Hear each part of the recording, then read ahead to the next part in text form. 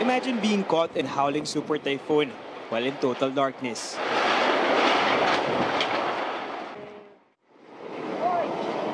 Adrian Pansipane, who is blind from birth, describes his frightening experience with Typhoon Lando. Lando lashed through Adrian's village of Tinib in Casiguran, Aurora this weekend. Sunod-sunod, gumagana siya. Naglilindol. Makalabog yung bubong. Tanggalan kami lahat ng bubong. Sabi ko, Lord, tama na. Adrian has only been living in Aurora for a year. His family moved there in search of better livelihood for his parents. While Adrian has survived his condition for 26 years, his experience with Lando last Sunday made him think that it was his last day on Earth. Kasi naalala mo yung sa Tacloban, marami baka napatay. So naisip mo, baka ganun din ang mangyari sa amin.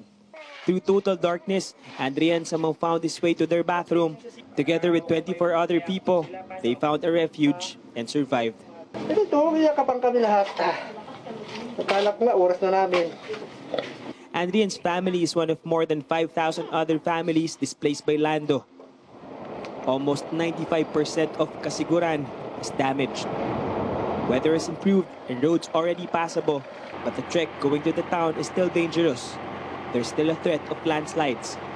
Relief goods have just begun arriving. Like other residents, Adrian's family will need help rebuilding their house. Ito, mahirap.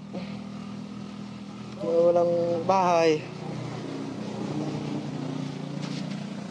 Yan, inaayos pa kunti-kunti. Bahala ng may kapal.